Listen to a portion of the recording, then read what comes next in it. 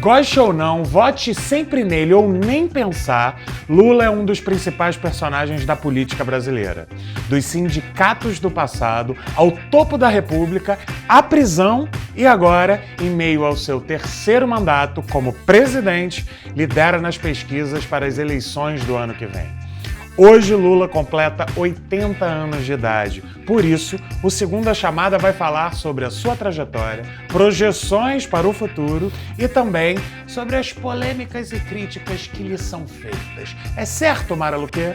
Tô vendo que você veio de vermelho. É a primeira vez que você vem colorido no programa? Coincidência. E vem de vermelho? Acasos do destino, Mara Luque. Acasos do destino. Isso que é transparência. Tá vendo? E graças a Deus eu não sou jornalista, então eu posso ver.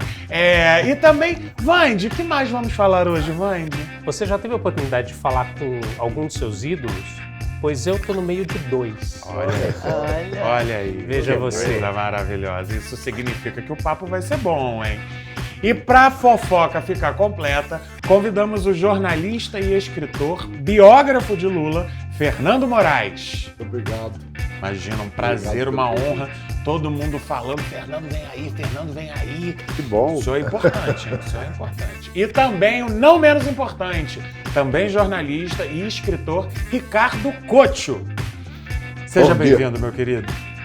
Obrigado. Obrigado pelo Imagina. convite. A gente é que agradece. Então, você aí, você já prepara o seu café, sabe por quê? Porque é parabéns pra você nessa data querida. Larga o dedo no chat, nos comentários, porque começou o Segunda Chamada de hoje.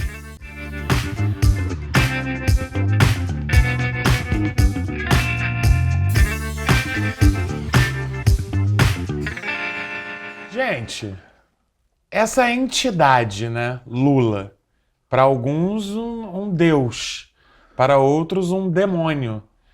Queria começar perguntando isso para vocês. Quem é Lula para vocês?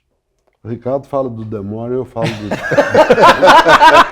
do anjo. Muito amigo.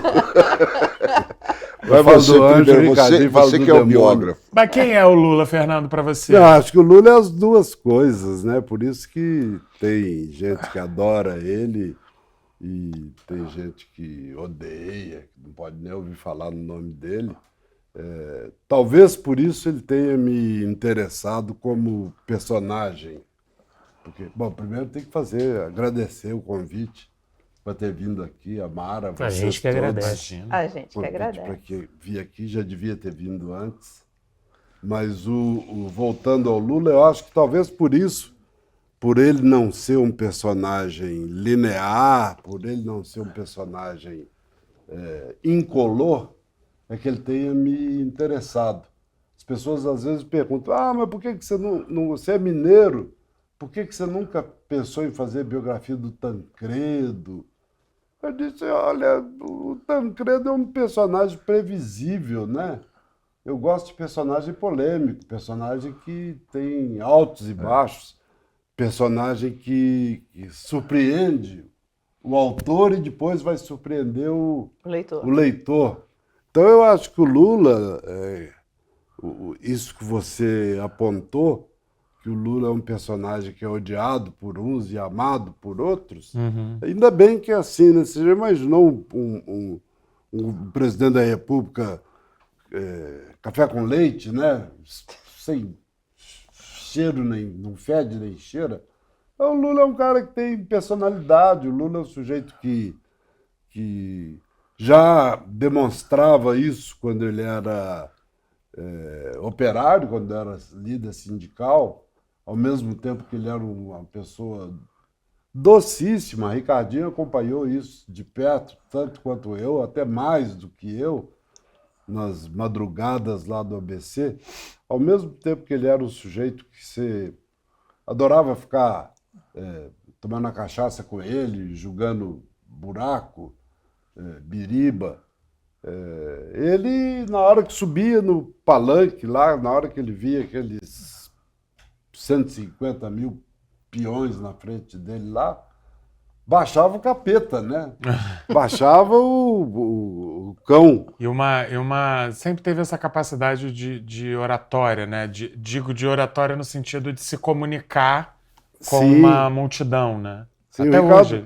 Ricardo pode responder bem sobre isso aí, porque foi ministro dele, foi assessor de imprensa durante muito tempo, e ele tem uma característica que o Ricardinho deve ter penado muito na mão dele. Sim. Eu assisti, eu nunca trabalhei com o Lula, mas eu estou acompanhando o presidente desde que ele deixou a presidência, desde 2010 e 2011, e é uma coisa que chama atenção, é o seguinte, que ele pede a uma equipe qualificadíssima para preparar um discurso para ele, as pessoas viram à noite, então o técnico faz a parte técnica, aí dá para o redator pentear, usar as palavras mais bonitas e tal, ele passa o olho naquilo, joga fora e faz o discurso de improviso. É sempre, eu nunca vi, aliás, só na ONU. Eu ia lembrar isso, da ONU ele seguiu a Só risca, da né? ONU que ele fez de lendo no E teleprompter. em Davos também, E Davos eu na não primeira vi, Davos eu não viagem dele. acompanhei. Porque da ONU também, o grau de responsabilidade, o que ele disse naquele discurso da ONU, são temas da relevância e da gravidade daquele momento e naquele lugar. E ali no camarim, passando pó de arroz, estava o presidente dos Estados Unidos. Então, tinha que ser com teleprompter. Agora, se não fosse por isso, ele teria feito no gogó. Esse episódio da ONU é muito interessante porque havia uma expectativa no mercado financeiro, estou falando, em relação ao que ele ia falar, porque isso ia, dependendo do que ele falasse, isso ia se refletir em preços de ativos, de dólar, de bolsa, de juros, tudo. Enfim, e ele foi impecável no texto e no tom da voz, no comportamento. Todo mundo aplaudiu ali, havia um medo do que ele iria falar, como ele ia falar, e ele teve um comportamento de estadista, Sim. o texto perfeito, o tom da Sim. voz, tudo perfeito. E mesmo as coisas delicadas, as questões delicadas, a questão de Gaza, a questão da Ucrânia, ele podia atalhar, ele podia simplesmente dar a volta. Não, ele foi lá, eu não entendo de futebol, o Ricardinho entende, mas ele é uma espécie de centroavante matador, né? Ele vê o pau quebrando lá, ele vai lá e enfia a perna. Não, eu acho que esse aí foi o melhor discurso que eu vi ele fazer na vida dele. também. E olha, eu já assisti mais de uns 50 mil comícios e discursos do Lula. Mas eu queria primeiro responder a pergunta do Hernani, que ele fez para nós dois, se é o demônio ou se é... Como é que Quem é o Lula para você? Não, mas é demônio ou O anjo, o o Deus. anjo? Falei Eu Deus. acho- o Fernando falou que é as duas coisas, né? Eu acho que não é nenhuma das duas coisas. O Lula é o Lula, ele é uma figura única que precisa ser estudada. Não tem antecedentes, não está nos livros, ninguém explica. Sabe, isso já várias vezes perguntaram para mim, que você perguntou também, não tem explicação, é um fenômeno. Pô. A disposição dele, agora com 80 anos, pô, viajando pelo mundo, não para um minuto, nas campanhas que eu participei de 3 campanhas presidenciais, né? Eu chegava no meio da campanha no bagaço. Por quê? O Lula não dormia. Ele era o último a se recolher à noite e dormir, e o primeiro a acordar dando porrada na porta dos assessores, seguranças. Despertando né? todo mundo. No avião, ele também não dormia, ele tinha um quarto. Tinha um quarto dentro do avião para ele, né, do presidente, do Aerolula. Ele nunca usou aquele quarto, ele usava para botar os presentes que ele ganhava. E ficava a noite inteira enchendo o saco dos outros, né, querendo bater papo e jogar baralho. Aí quando ele parava com o baralho, sabe o que ele fazia? Ele abria um mapa mundi em cima da mesa, chamava o Joseli, Brigadeiro Joseli, que era o chefe das viagens, brigadeiro, né, chefe da equipe de viagens, para discutir para onde ia ser a próxima viagem, e o Celso Amorim junto. Né, antes de terminar uma viagem, ele já estava planejando a outra. Eu fico com a sensação de que se o Lula soubesse pilotar, ele mesmo pilotaria o avião Não, dele, né? Não, e quando o Brizola foi vice dele? Essa história é muito Você boa. imagina os dois no avião, Lula candidato a presidente, Brizola vice. Você lembra disso? 98, né? Não, 98. 98. Os dois queriam dar palpite para o piloto, né? Plano de voo, onde ia parar primeiro, para onde ia Coitado depois. desse piloto. Aí um dia o piloto perdeu a paciência, eu não estava nisso, mas me contaram. Perdeu a paciência, falei, você está pensando que isso aqui é táxi? Pô, isso aqui tem que ter um plano de voo, nós temos que Vai cumprir pela o plano rua de tal, voo. É. vai pela rua tal. Não vai para tal lugar, não, que está muito engarrafado. E esse aeroporto que vocês estão falando não tem iluminação à noite. Não dá para ir. Não, tem que ir. Não dá para ir, pô. Sabe? É assim. Então, o Lula não tem registro. Pô. Se você pega a história dele, que você conhece muito bem também, de onde ele saiu, eu fui lá com ele várias vezes. Não acredita. Mas só que é pobreza, mas pobreza mesmo, né? Nós fomos lá em 89, na campanha de 89, para gravar para a TV, né? Não tinha luz ainda, não tinha água no lugar que ele nasceu, nada. Em 89. Eu aproveito isso para perguntar para vocês. Em que momento vocês acham que Luiz Inácio da Silva se tornou Lula? Onde é o ponto de virada? Não sei se é tão fácil dizer isso, não. Acho que é um processo. Mas primeiro eu queria dar um pitaco nesse negócio que o Ricardinho falou, dessa característica do presidente de ser uma pessoa que precisa muito pouco de sono. Eu descobri isso porque eu cheguei à conclusão de que o melhor lugar para entrevistá-lo é em avião. Primeiro porque não tem puxa-saco, não tem telefone. Agora já tem telefone, mas não tinha telefone, não tinha puxa-saco, não tinha senador, não tinha deputado, não tinha secretário, não tinha nada. Então, você estava com o entrevistado ali em tempo integral. E com essa vantagem que o Ricardinho apontou, que é o seguinte, 4 horas de sono resolvem o problema dele. Então, eu me lembro de um caso que eu contei ontem, por anteontem, para o Guardian, para o jornal Guardian, que está fazendo um perfilzinho, micro perfil dele, a propósito dele ter anunciado em Jacarta, que vai ser candidato a presidente no ano que vem. E eu contei para o Tom Phillips, para o repórter do Guardian, que numa dessas viagens a gente estava vindo de Nova Delhi, na Índia, para o Brasil. São 23 horas de voo e com um fuso horário de 8 horas de diferença. E o avião veio e fez uma escala em Moçambique para reabastecer, era um avião médio. E na hora que a gente chegou em Cumbica, passamos a noite conversando, gravando, anotando e tal. A hora que a gente chegou em Cumbica, eu, que sou 1 ano mais novo que ele, e que devo ter tido alimentação de melhor qualidade do que ele dos 0 aos 7 anos, porque eu era de classe média. Isso é um ponto importantíssimo. Claro, eu era de classe média e ele vinha de um lugar miserável. O Ricardinho falou que não tinha água nem luz na casa onde ele nasceu.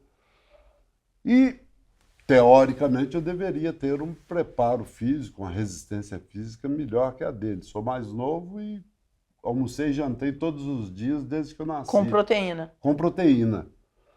E aí, chego no aeroporto, eu estava um cadáver, mas um cadáver, não valia um figo podre. Aí eu falei, bom, presidente, um abraço para o senhor, vamos todos para casa, cada um para sua casa, vamos dormir, né? Ele falou, não, eu vou para Taubaté, que eu tenho que pedir voto para o nosso candidato a prefeito. Ele ainda ia pegar 3 horas de estrada para ir subir num caminhão e fazer um comício em Taubaté. Não era em Ribeirão Preto, não, em Taubaté, uma cidade pequenininha. Não era na Grande São Paulo. Então, essa resistência física dele explica um pouco esse fato de algumas pessoas estão espantadas de dizer, pô, mas o cara está fazendo 80 anos, vai ser candidato pela 4ª vez. Eu acho que ele aguenta a 5ª vez. Se depender dele, ele sai candidato a presidente de novo em 2026. Não, ele cismou que vai viver 120 2030. anos. Agora, toda hora que eu encontro, quando eu encontro e tal, ele sempre repete esse negócio. Escreve, eu vou viver 120 anos, não sei de onde ele tirou isso. E o do Lula não dá para duvidar nada. Não, sabe? e agora, depois que ele falou isso, Xi Jinping e Putin estão dizendo que a nossa geração, a minha, a sua e a dele, vai chegar aos 150. Na minha, não. Sim, você está ótimo. Gente, eu tô com 37, já tô Gente, a gente está exaurido. vivendo o século da longevidade. Você tem hoje... Peguei 3 campanhas presidenciais com o Lula. Fazer campanha no Brasil, principalmente as primeiras, né, que era uma pobreza de campanha, voo de carreira. Né? Eu hoje, olha que coincidência, isso é cosmogonia, o Paulo Coelho tem razão. Eu hoje estava lá revisando pedaços do livro, eu botei uma frase sua, trabalhar com esse sujeito não é mole. Não, mas, rapaz, Ele te deu muito trabalho? não é que deu trabalho para mim, ele trabalhava muito e a gente não aguentava acompanhar, pô. Nem eu, nem os seguranças, que eram todos os caras, né, fortes, preparados, né? É impressionante. Isso aí precisa estudar, né? Não tem explicação. Como é que vocês acompanharam o período em que Lula foi preso, que ele esteve Sim. preso? Sim. Eu acompanhei os dois, você também acompanhou Não, só os o dois? primeiro. Esse agora de Curitiba não, porque eu não podia mais viajar, não tive lá. Eu Mas eu acompanhei lembro os quando foi dois. a primeira vez. Como é que foi? Eu sempre como é que ficou a cabeça do Lula naquele período, assim? Teve com ele. Olha, eu acho que isso tem um pouco que ver com a sua pergunta. Quando é que o Luiz Inácio vira Lula? Eu acho que um dos fatores que contribuiu para isso não tem um ingrediente só. Dizer, não, como o Padre Vieira teve um dia que deu um estalo na cabeça dele e ele começou a fazer sermões. O Lula não foi assim, mas eu acho que foi um processo, e essa prisão de 1980 ajuda, contribui muito para o surgimento desse outro personagem, do Luiz Inácio para o Lula. Acho que a prisão do irmão dele, do Frei Chico, prisão com brutalidade, a mesma prisão, na mesma leva, no mesmo rapa, que terminou com o assassinato do Herzog, no mesmo grupo, que era o pessoal acusado de ser ligado ao PCB, ao Partidão, Partido Comunista Brasileiro. Eu acho que a prisão do irmão, o irmão a quem ele é muito ligado afetivamente, politicamente não. O irmão sempre tentou cooptá-lo, recrutá-lo, para usar a expressão mais adequada. O irmão sempre tentou recrutá-lo para o partido, ele sempre escapuliu. Mas eu acho que na hora que ele soube, ele estava no Japão, na primeira viagem internacional dele, ele estava no Japão participando de um congresso de operários do mundo inteiro, um congresso organizado pelo sindicato de metalúrgicos, eu acho, né, do Japão. E quando ele chega lá, antes de fazer uso da palavra como representante do pessoal do ABC, chega a notícia, chega um telefonema, que naquela época era difícil falar por telefone daqui para a esquina. Imagina, um camarada acha ele um secretário do trabalho do Maluf. Imagina você, secretário do Maluf, condoído com aquilo, acha o Lula em Tóquio e diz a ele, seu irmão está preso pelo DOI-CODE e tudo indica que está levando porrada. Nada indica que... Ele veio embora, né? Ele largou tudo, ele arrumou o voo, arrumou... Então eu acho que isso contribuiu muito e acho que para ele ser quem ele é hoje, esse Lula da ONU, esse Lula do discurso que a gente é unânime aqui em reconhecer, que é certamente um dos melhores discursos dele, se não for o melhor. Melhor. Eu acho que esse Lula da ONU, parte da cabeça desse Lula foi feita na segunda prisão. A segunda prisão, uma prisão que ele se comportou com dignidade fora do comum, ao contrário desse banana, desse Bolsonaro, que está aí choramingando e dizendo que soluçando e vomitando e o diabo. O comportamento dele na cadeia foi tão digno que era o seguinte, ele leu como ele nunca tinha lido na vida. Verdade. Ele lia pilhas de livros, pilhas. Eu ia lá, eu contava quantos livros tinha. Lia, anotava os livros e ele podia ganhar uma remissão de pena para cada livro lido. Bastava ele fazer 6 linhas, que ele ganhava um dia a menos de cadeia. Ele se recusou a ter o direito de remissão, porque ele não queria ficar devendo favor nenhum, nem para juiz, nem para procurador. Também não aceitava prisão domiciliar, que também aventaram isso aí. Ele não queria saber. Não queria Ele queria provar que era inocente. Tornozeleira eletrônica também não. Eu perguntei para ele, eu não posso repetir aqui, porque tem crianças e senhoras nos assistindo, mas eu perguntei para ele um dia, presidente, bem antes, a gente estava voando para alguma coisa, para o funeral do presidente Fidel Castro. Estava ele, a Dilma, o Stedley, Boulos e um bando de gente, eu na garupa ali, na carona. Eu perguntei para ele, estava na iminência dele, vai ser preso, não vai ser preso, vai ser preso, não vai ser preso. E eu falei, presidente, e se por acaso o Moro oferece para o senhor a alternativa de, em vez de ir para a cadeia, o senhor fazer prisão domiciliar, o senhor pode reunir com as pessoas, sabe, sua casa, pode jogar seu baralhinho, beber sua cachaça e tal, mas com caneleira, tornozeleira eletrônica. O lugar onde ele mandou o Moro colocar a tornozeleira eu não posso dizer, porque a censura pode tirar o Mas programa chegou a de vocês do ar. acontecer, ele chegou a propor isso, o Moro? Não, eu Não. disse a ele, se o Moro propusesse, como é que o senhor reagiria? E ele se referiu à genitora do Moro e sugeriu que a caneleira, A tornozeleira. tornozeleira fosse... Introduzida em Sim, determinado lugar. algo no gênero. Orifício. Algo no Durante gênero. essa segunda prisão, Só desculpa. queria voltar um pouco no Frei Chico, que é uma figura importantíssima Sim, na que é importante trajetória falar dele agora. Exatamente, né? Porque agora ele é o irmão do Lula e tal. O Frei Chico é o responsável pelo Lula estar onde ele chegou, onde ele chegou. Ele é o principal responsável. Eu sempre brinco com ele, falo, Chico, não reclama não, você é o culpado. Quem inventou o Lula foi você. É verdade. Porque a história é a seguinte, o Chico era para ser candidato no Sindicato dos Metalúrgicos, a diretor, depois o Lula seria presidente. E o Chico não quis e indicou o irmão. Nunca tinha ido no sindicato, não tinha vida sindical nenhuma. E era um boa vida, ele só queria saber de futebol, de mulher, ir pra praia. Cachaça, baralho. E para dar um jeito no irmão mais novo, né, que o Lula é mais novo, aí que o Chico inventou dele entrar no sindicato. E aí acabou virando sindicalista. Virar o que virou, né? Hein? Virar o que virou. Pois é. Você sabe que quando ele surgiu bem no início, eu era correspondente do Jornal do Brasil na Alemanha. Aí eu recebi uma revista Isto É, do Mino Carter, né, que era novinha a revista, com um bilhete, que era o Lula na capa, né?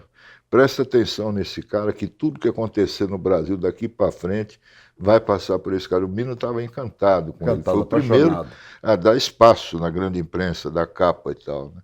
Morreu obrigado comigo, porque eu não contei isso na biografia. Essa figura do Lula, quando ele passa pela presidência, tem um episódio muito interessante, eu trabalhava no Valor Econômico, e a primeira eleição do Lula houve os mercados ficaram muito estressados, porque seria a primeira vez que um presidente de esquerda assumiria o país. E aí estrangeiros indo embora, tirando linhas comerciais para o Brasil, que financiavam o comércio exterior do Brasil, financiavam os títulos públicos, eles só compravam até com vencimento em dezembro, antes da posse do novo presidente. Foi um estresse no mercado, assim, terrível. Enfim, medo total e tal. Aí Lula assume, aí o país começa a crescer, começa a ter uma inclusão muito grande. Foi a maior inclusão. Isso independentemente se você gosta ou não gosta do Lula, está registrado, de fato. Foi uma inclusão muito forte que teve. E eu recebo uma foto, uma imagem, uma foto que tirou de um banqueiro de investimento que encontrou com Lula e estava todo feliz com Lula, porque o mercado ganhou dinheiro como nunca, a bolsa subiu, os juros estavam caindo, enfim. E aí, inflação sob controle, contas públicas sob controle, déficit zero, tudo isso e tal. E aí ele me manda uma foto ali com Lula, todo feliz. Eu falei, você virou petista, até brinquei com ele. Bem, passa-se o tempo, uma das principais críticas de petistas e ex-petistas ao presidente Lula é justamente ele não ter cumprido uma agenda econômica ligado à ala progressista, os ideais da esquerda e tal, ele ter dado continuidade à política monetária de Fernando Henrique Cardoso, enfim, o pilar de meta de inflação, enfim, todo câmbio livre, enfim, toda essa estrutura. Quem é o Lula economicamente? Quer dizer, quando teve agora, nessa eleição dele, quando ele chama André Lara Rezende para a equipe de transição, havia muita expectativa de que Lula fosse implementar uma nova política econômica, inclusive ancorada ali no que o André Lara Rezende tem falado da nova teoria monetária, que que tem várias críticas a esse modelo que foi herdado do PSDB, Fernando Henrique. E ele continua, mas não continua, fica meio no meio do caminho. O Haddad enfrentou e enfrenta, às vezes, a maior oposição à sua política econômica, que é uma continuação da política econômica, é justamente dentro do próprio PT. Quem é o Lula? Qual é o pensamento econômico do Lula? Eu acho que ele não tem pensamento econômico nesse sentido aí, de macroeconomia e tal, e essa é a grande virtude dele. Ele se cerca de gente que entende de economia. E o grande defeito da Dilma, eu acho, é que a Dilma achava que entendia de economia, que ela era uma grande economista e ela que dava a linha. E o Lula nunca foi de chegar e falar, você tem que fazer isso, fazer aquilo e tal. Ele ouvia todo mundo. Ele teve a melhor faculdade do Brasil, as melhores cabeças do Brasil frequentaram o Instituto Cidadania, que depois virou Instituto Lula. E ele tem uma cultura auricular, o que ele ouve, o que você... Ele não esquece as coisas, sabe? Ele tem uma memória do cão, de elefante. Tem uma passagem importante disso. Se fala. Não, só para completar. Então, qual é, eu acho que é o grande mérito dele? É confiar nas pessoas que são capazes de fazer cada um na sua área. Eu me lembro quando ele foi montar o primeiro ministério, em 2002, né, no final de 2002 a 2003, ele falou para mim, eu quero montar uma seleção brasileira. E ele escolhia os caras, não era pelo partido, porque esquerda, direita, não sei o que, tanto que ele teve ministros que fizeram a campanha do Serra, em 2002. Meirelles, né? E o Meirelles? Quando ele Pois é, o Meirelles, né? Não, mas aí, no caso da comunicação, ele perguntou para mim quem é melhor para cuidar da TV pública. Falei, Alice Maria da Globo. E teve gente lá que falou, você está louco, vou chamar alguém da Globo para cuidar da TV pública? Falei, mas ela é que mais entende de televisão. Ela não vai criar um partido político, ela vai fazer a televisão pública bem feita. Claro. E eu fui para o Rio, em nome dele, convidar ela. Ela levou um susto. Não, mas eu nunca fui petista. Acho que nem conheço o Lula e tal. Falei, Alice, mas não é para você fazer política, é para fazer o que você está fazendo aqui na Globo. Ela criou uma televisão que é a Globo News. Ela botou no ar. Sim, foi ela que pôs no ar. E ela gostou da ideia e foi pedir uma licença não remunerada que a Globo não deu. Mas só para dar um exemplo de como que é... O Lula quer montar uma seleção, um time, não quer ele chegar e dizer como é que o Pelé deve jogar, como é que o Garrincha deve jogar. Claro. Mas é selecionar os melhores. Exatamente. Isso ele conseguiu no primeiro governo, né? Ele tem uma passagem na história do Lula que ficou meio obscurecida por outros fatos, que é quando ele perde a eleição para o Fernando Collor, ele monta uma coisa parecida com o Shadow Cabinet. Governo paralelo. Um governo paralelo, governo fantasma, governo paralelo era o nome. Bom, se você olhar os ministros do governo paralelo, é assim, Ministério da Cultura, Antônio Cândido. Ministério de Relações Exteriores, isso que o Ricardinho está falando, dele não convidar as pessoas por convicção partidária, por convicção política e ideológica. O ministro das Relações Exteriores dele, no Shadow Cabinet, era o Carlos Nelson Coutinho, comunista, marxista-leninista, todo mundo sabia. A trinca era Carlos Nelson Coutinho, Leandro Konder e Milton Temer. Partidão. Partidão, sabe? E o Lula chama o sujeito que não era do PT, sabe? Para vir participar do Shadow Gabinete. Então, essa generosidade, bom, tem coisa que a gente... Eu não vou contar aqui, que senão o meu editor puxa minha orelha de novo. Eu dei uma entrevista para a Folha aí, ele já me falou, pô, você está contando o livro, depois o Lula que a gente está vendo nesse terceiro mandato,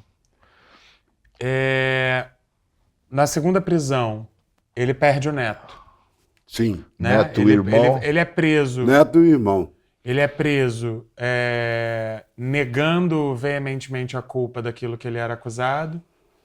O juiz que lhe condena acaba indo para a política pós-eleição do principal adversário de Lula e as pesquisas indicavam que o Lula venceria esse candidato.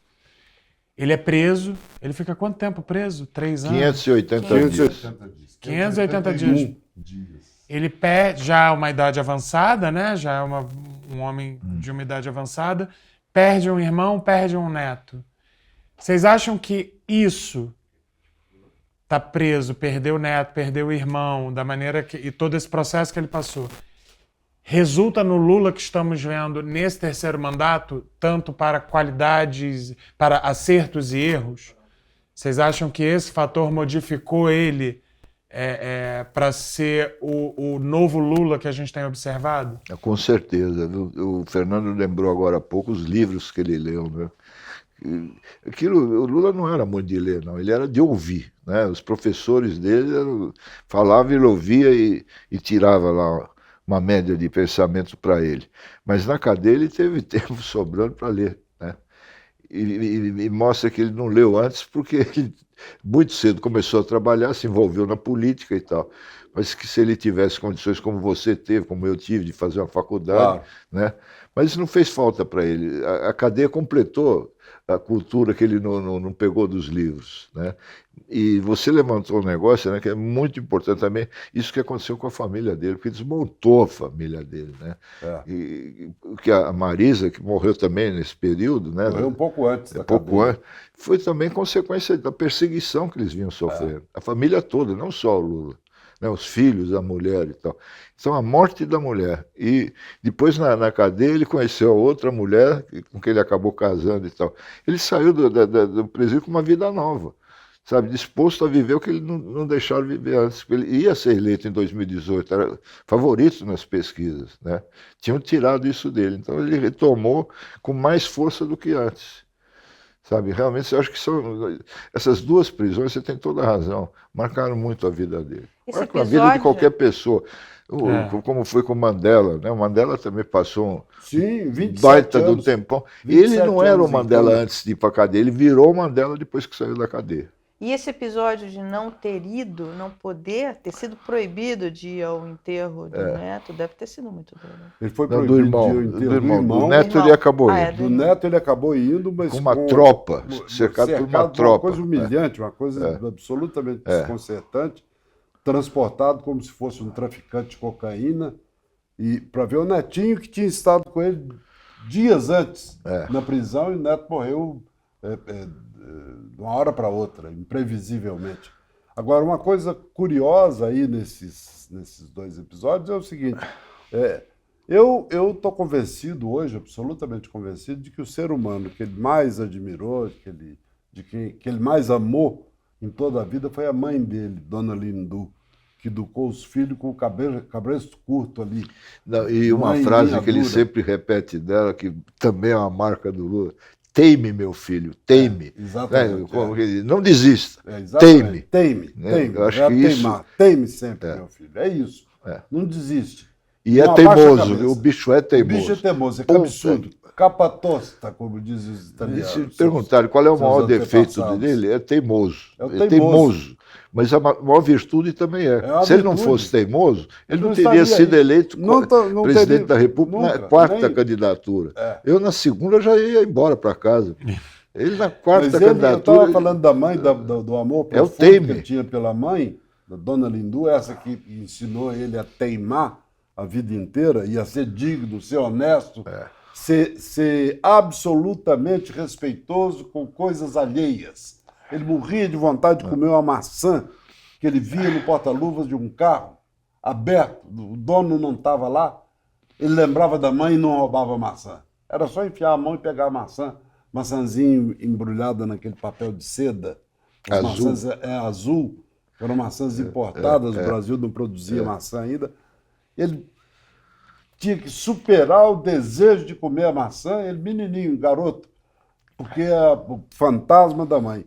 E essa mãe que ele adorava tanto morre enquanto ele está preso, na primeira prisão, no DOPS, Pela ditadura. pela ditadura militar. E a ditadura deixa ele ir acompanhar o velório e o enterro da mãe. E a democracia não permite que ele vá enterrar o irmão e acaba levando ele para enterrar o neto, guardado como se fosse um ladrão de galinha, um assaltante de banco. Então, tudo isso, todos esses ingredientes, qualquer pessoa que disser para vocês, qualquer pessoa que disser em público, não, o Lula é assim por causa disso, carimbar, não tem, tem vários ingredientes, tem vários ingredientes É uma São vida, muitos fatores. uma sucessão de fatores, de episódios que acabaram fazendo dele, que era um tipo igual a nós, qualquer um de nós, e, aliás, com deficiências em relação a nós, porque ele não tinha tido a oportunidade de estudar, ele viveu numa miséria. Ricardinho falou da casa onde ele nasceu, que não tinha nada, e as casas que ele viveu aqui no ABC, casa que no dia que chovia, entrava ratazana com a enchente dentro de É no casa. bairro do Ipiranga, Vila Carioca. Vila Carioca, eles moravam numa edícula de um botequim. Usava o família banheiro inteira do botequim. Usava o banheiro do botequim. As irmãs dele, a mãe dele, tinham que ir se lavar, tomar banho no banheiro do botequim, onde os bêbados tinham feito xixi, tinham feito cocô, tinham vomitado, e a família tinha que usar aquele vaso sanitário. Então, isso aí, quando você fala de miséria, você acha que é uma miséria edulcorada, uma É por miséria isso de que a cinema? obsessão dele com a campanha contra a fome. Claro, Não é essa porque- obsessão dele com o pobre não é uma coisa demagógica. Ele viveu, ele veio de lá, ele é isso. O Lula é isso. Então, Eu queria aproveitar isso que o Ricardo falou da teima para te perguntar, Fernando, o seguinte. E imagino que é algo que está no seu... Que o editor No não nos volume- escute, Que o editor não nos escute, mas... Luiz Vax, você é testemunha de que eu não estou dando spoiler aqui. Spoiler. Mas que eu imagino que está no segundo volume da biografia do Lula, que ele ficou muito decepcionado com a derrota na eleição de 82 como candidato a governador, e foi o Fidel Castro que convenceu ele a continuar na política? Como é isso? Foi essa história. Ele tem. A gente só falou das virtudes dele, ele tem um deficiente, pode chamar isso de defeito. Ele lida muito mal com derrota. Lida muito mal com derrota. Eu passo o dia revendo as coisas que eu já escrevi, que eu vou escrever, o que eu já escrevi, eu revejo, reescrevo. E olha que não faltaram derrotas, hein, Olha Fernando? que não faltaram derrotas, que ele apanhou feito boi ladrão. E numa dessas derrotas, a derrota para governador, a primeira grande derrota para governador de São Paulo, 82. 82, que ele tinha convicção absoluta de que ele ia ganhar a eleição. Por quê? Como o PT não tinha dinheiro para contratar instituto de pesquisa, o medidor, o termômetro dele eram os comícios. E os comícios dele eram sempre lotados de gente, eram praças cheias. Outro dia eu estava conversando com o Paulinho Vanucci, que foi ministro dele. Ele conta que na eleição para presidente da República, que ele perdeu para o Collor, o Lula foi fazer um comício na cidadezinha do Paulo Vanucci, no sul de Minas, Santa Rita do Passa Quatro, se não me engano. E diz o Vanucci que a praça estava completamente lotada, que praticamente a cidade inteira tinha ido, e muita gente que era reacionário, que era latifundiário, que era ligado a criador de boi, dono de grandes negócios, mas que ia pela curiosidade de ver o Lula, de ver o fenômeno de perto. E o Lula tinha certeza de que ia ganhar a eleição para governador. Na véspera da eleição, ele chega na casa dele e a Marisa mostra para ele a manchete do Estadão da Folha, com a boca de urna, dizendo o seguinte: Montoro será o próximo governador de São Paulo. Ela, assustada, a Marisa diz para ele: ô Lula, olha aqui ó, o que diz a Folha. Ele diz: isso é jornal da burguesia, jogue isso fora, não leve isso a sério, não. No dia seguinte, ele não ficou em primeiro lugar, não ficou em segundo, não ficou em terceiro lugar. Ele perdeu até para um absolutamente anônimo, um sujeito que não tinha absolutamente nada a ver com a história política, que era o Reinaldo de Barros. Ficou em quarto lugar. E aquilo deixou ele descadeirado. Descadeirado. Ele perdeu o eixo, como diria o Suplicy. Ele perdeu o rumo de casa. E decidiu que ele ia voltar para a vida sindical. O Fidel Castro, em Cuba, que admirava muito o Lula já há algum tempo, o Fidel Castro recebe lá o senador brisolista do Rio de Janeiro, Jamil Haddad, e no meio da conversa com o Jamil Haddad, ele pergunta como vai o Brasil, como é que estão indo as coisas, e pediu notícia. E o Lula? Que notícia você me dá do Lula? E o Jamil responde para ele: o Lula é carta fora do baralho. Ele disse: por quê? Porque ele desistiu da política. Ele não se deu bem com a derrota em São Paulo, e resolveu que não vai. Isso está no meu livro, desse livro que já está circulando. Que vai ser lançado, hein? Não, esse Não, é o do esse- primeiro Ah, capítulo. volume é o primeiro. Está tá. nesse Volume um. capítulo. Eu encerro o livro com isso, com Isso. essa história. Que o Fidel, o Jamil conta para o Fidel Castro que o Lula deixou a política.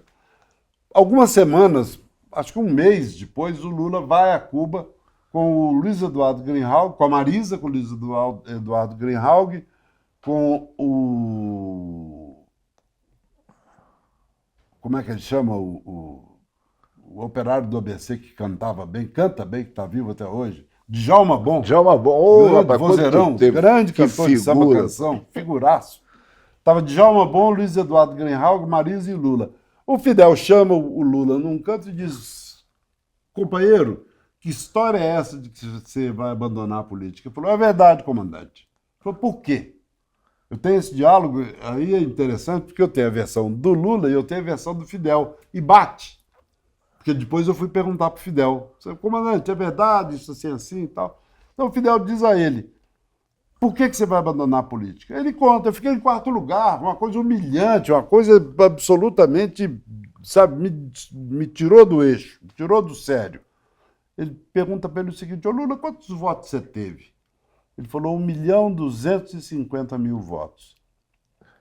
O Fidel disse para ele o seguinte: você sabe que desde que a humanidade inventou esse negócio de escolher as pessoas por voto, você escreve o nome do sujeito lá e põe num saco, numa urna, num embornal. Você sabe que desde que isso existe, não há um único exemplo de que um operário, como você, com a mão grossa, operário que ganhou a vida grudado num torno mecânico ou numa enxada, não houve um único na história da humanidade que tenha tido 1 milhão de votos como você teve. Você não tem o direito de fazer isso com os trabalhadores que te escolheram. Você faz a gentileza, você não pode julgar pela janela 1.200.000 votos. Você me faça o favor de voltar ao Brasil e retomar a vida política. Ele vem, disputa a eleição para constituinte e se converte no deputado mais votado da história do Brasil até então, com 650.000 votos. É uma história muito bonita, porque podia ter tido outro destino, É verdade. outro rumo. Ele podia hoje ser presidente da CUT. Não, teve Isso. o aniversário dele, depois da derrota para o governo de São Paulo, uma coisa assim, de uma pobreza, tinha tão pouca coxinha que racharam no meio. Dividir A coxinha. bebida era cidra cerezer sem álcool. Sem álcool não, sem gelo, sem gelo.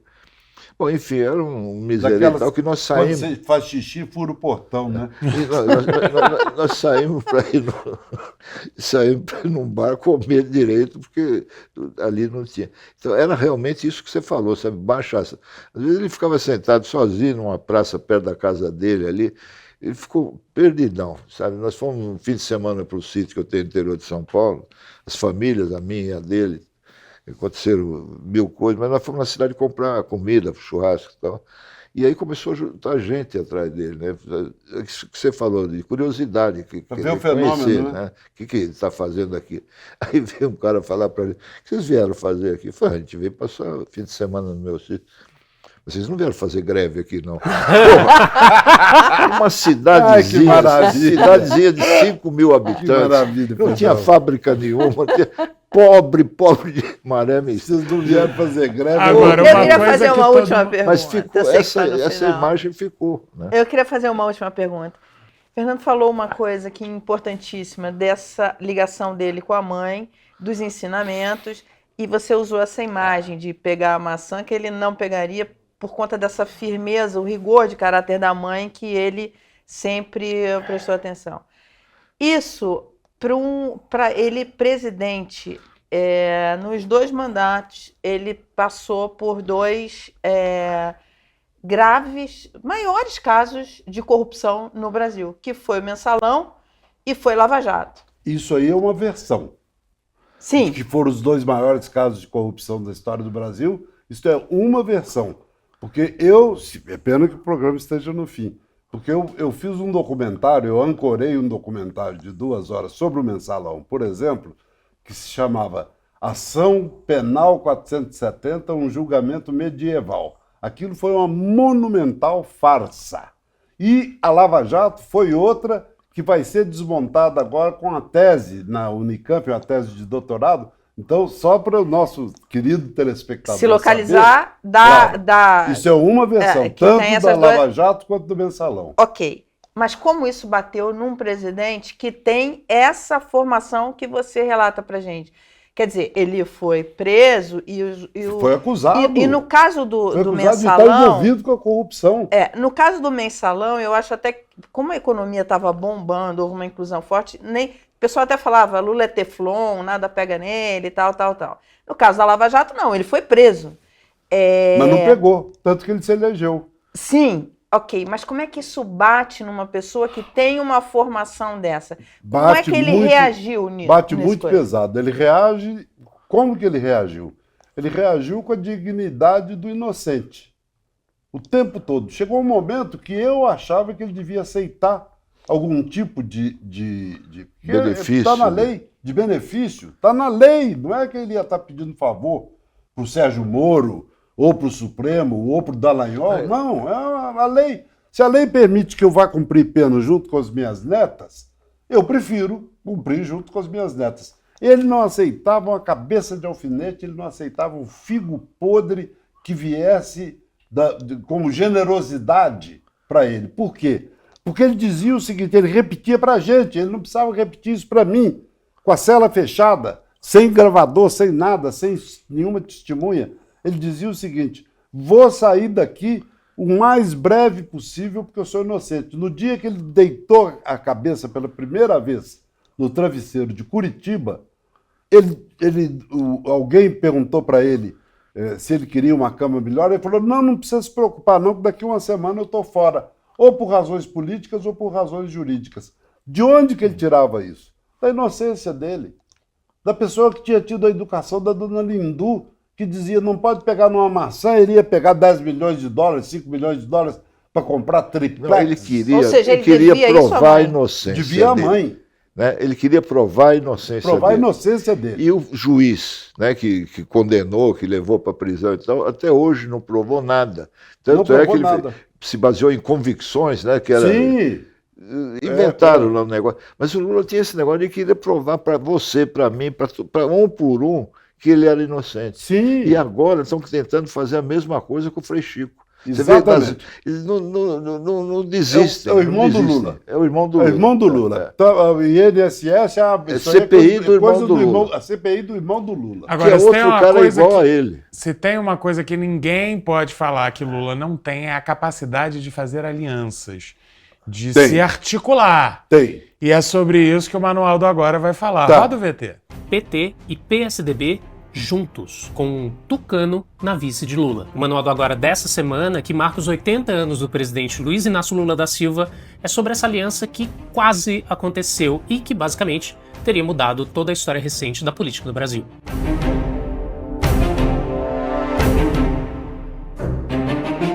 PT e PSDB foram as forças dominantes da política brasileira por mais de 20 anos. Só que antes disso, Lula e Tasso Gereissati, então presidentes dos dois partidos, tiveram conversas para lançar, em 1994, uma chapa, com Lula presidente e Tasso vice. Em 1992, o país fervia com a CPI que investigou as denúncias de corrupção no governo Collor, cassado no fim do ano. E foi lá que tucanos e petistas se aproximaram e começou a nascer a possibilidade de uma aliança. E a gente não tá falando aqui de uma ideia que veio assim e passou. Tasso e Lula tiveram vários encontros, inclusive semanais, para tratar dessa possibilidade. Os dois partidos já tinham as suas diferenças. Em 93 foi realizado um plebiscito para definir o modelo de governo do país. O PSDB apoiou o parlamentarismo, enquanto o PT o presidencialismo, que saiu vencedor. E sim, tinha um bagulho de voltar a ser uma monarquia, mas eu nem vou comentar essa idiotice. Com a cassação do Collor, o vice Itamar Franco tentou montar um governo amplo e chamou o PT e o PSDB. O Lula indicou alguns nomes de fora do partido, mas o PT não embarcou. E o PSDB, sim. Os partidos também tinham as suas diferenças regionais, mas foi o Plano Real que selou o destino dessa parceria frustrada. Até aquele momento, o Lula era o favorito para vencer a eleição de 94. Só que Fernando Henrique Cardoso, senador, chanceler do governo Itamar e que avaliava concorrer a deputado deputado, assumiu o Ministério da Fazenda, levou uma galera com ele e, em fevereiro de 94, lançou o Plano Real. O PT foi contra, o que desmantelou qualquer chance de uma aliança que, nas palavras do Tasso, não se viabilizou por causa do radicalismo do PT. O Plano Real deu certo, controlou a inflação, Fernando Henrique se aliou ao direitista PFL, foi candidato e venceu Lula ainda no primeiro turno. O ex-governador do Amazonas, Arthur Vigílio, definiu essa história dizendo, aspas, se o Lula tivesse topado o Plano Real, teria sido eleito. Ele cometeu um erro brutal que foi negar o plano econômico. Perdeu o vice do PSDB e a eleição. Bom, verdade ou não, o Lula só se elegeu presidente 8 anos e 2 eleições depois, após a saída de Fernando Henrique.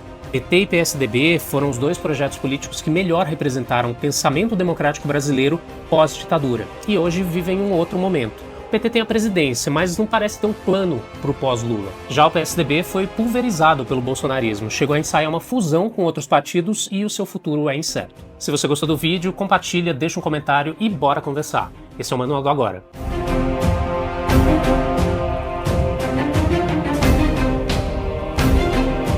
A capacidade do Lula de fazer aliança, que você perguntou e que você fala disso nesse vídeo,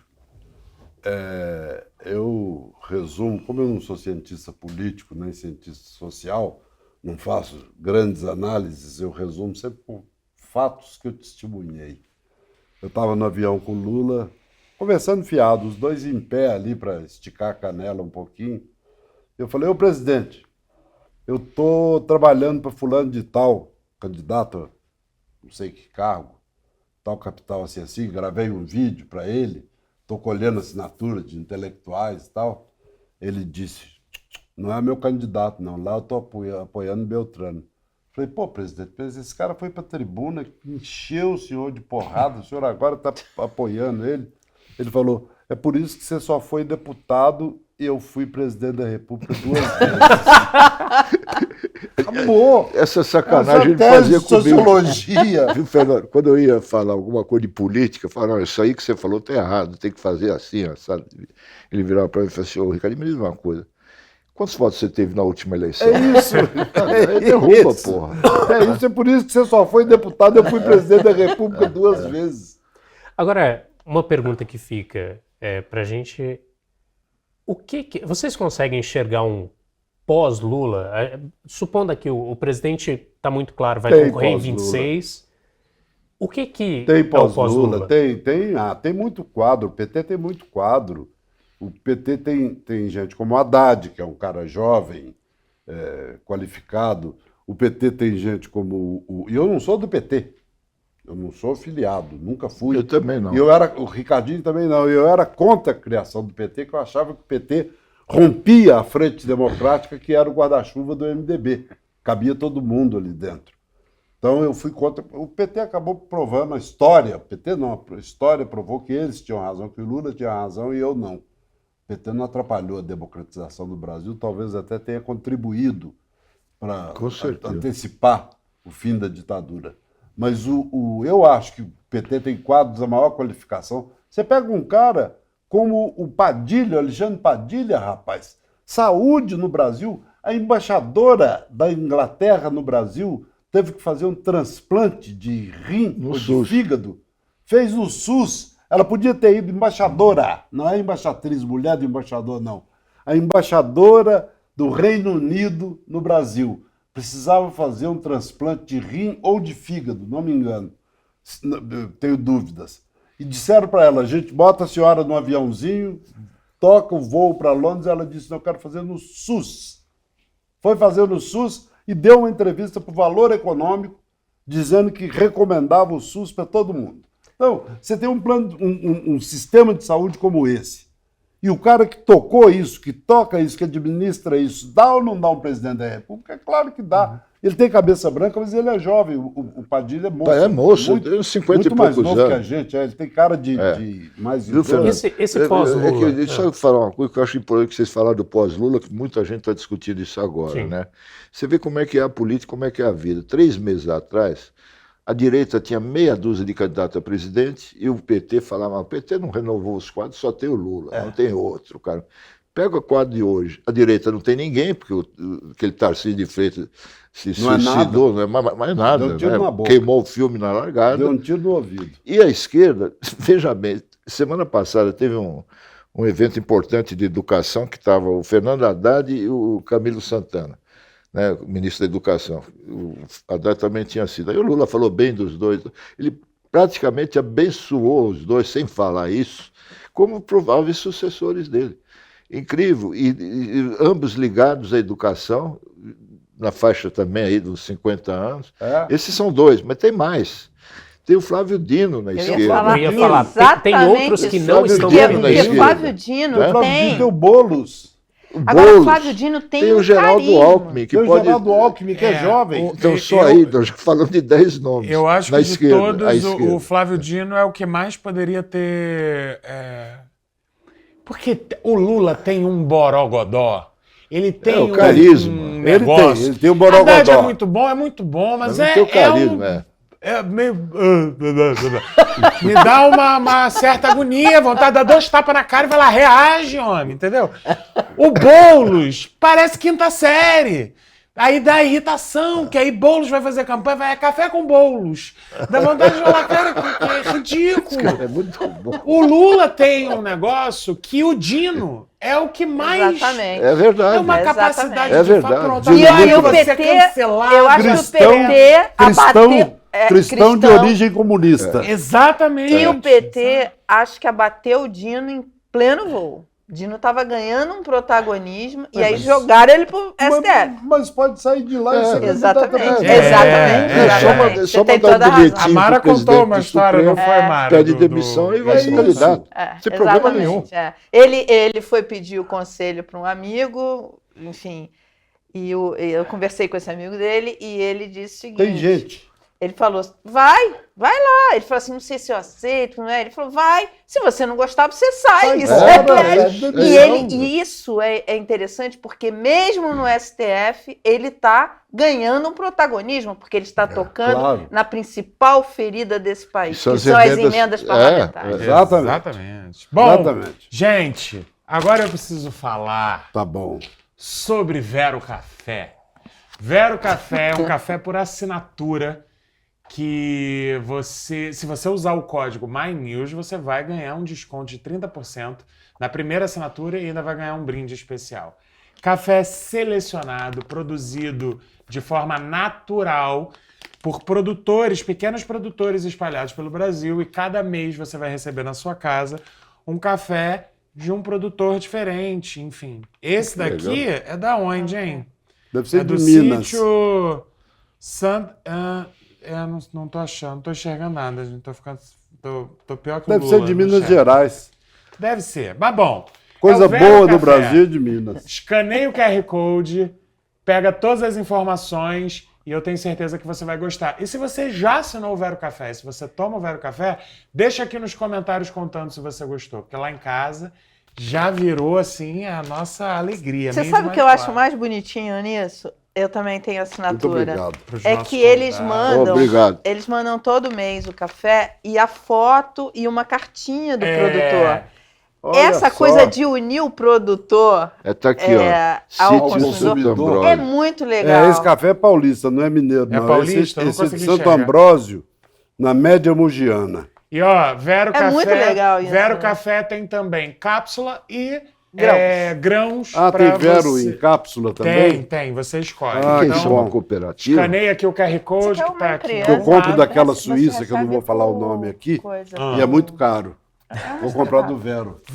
É maravilhoso. Eu lá em casa a gente tá adorando. E aí eles E, gente, fazem uma essa outra ligação coisa entre o pra produtor falar e o pra você. consumidor. Uma outra coisa para falar para vocês.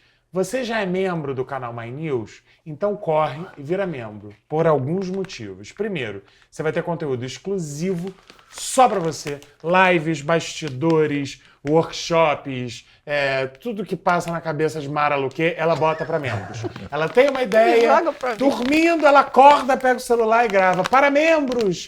E você vai ter esse conteúdo maravilhoso e exclusivo. Além disso, nosso querido Fernando está lançando o volume 2 Da Lula. biografia, né? Fala um Isso. pouquinho, rapidinho. Isso, janeiro, fevereiro, no máximo, tem livro novo na praça. Exatamente. E se você é membro do My News, você só tem benefício. Então você vai lá na comunidade agora correndo e diz, eu quero o livro, porque você vai ganhar um livro. Mas tem que ser membro do canal. Então vai lá. Né? É isso, Maralu, que eu falei certo? É isso. Deixa lá na comunidade o seu e-mail, que a produção vai entrar em contato para pegar os seus dados. Nem sei para onde olha. Para pegar os seus dados e você vai receber o livro logo no lançamento. É isso. Queria Muito agradecer bom. a todos vocês, os nossos Obrigado. convidados, essa bancada, Vande, Vizinho Brutal. Agora eu vou falar uma coisa. Fernando, você me deu uma grande ideia. Falar com a produção, pra gente pegar um voo e convidar o presidente Lula. Porque ele está tentando falar com o presidente há 2 anos e não Bota consegue. no avião. Vou botar no Bota avião. no avião, tá resolvido. Vamos fazer isso, Lula. viu, presidente? Lula, agora este corte é para Lula. Lula, vem falar com a gente, Lula. Ué, Não vai ser candidato ano que vem? Aliás, ele está devendo uma entrevista para Ricardinho. Faz aqui. Conta Ali, ó. isso, Ricardo. Conta Ele isso. falou que ia me dar a primeira entrevista depois de sair da prisão, né? Até Tá hoje, esperando? estou esperando. Chama ele para fazer aqui. Pois é, estamos fazendo. A gente já estamos chamando há Estamos 2 chamando. anos. Então Fazer vambora, aqui, galera. ou ir Subir lá. a hashtag Lula Agora ele do vem. Segunda Agora ele Chamada.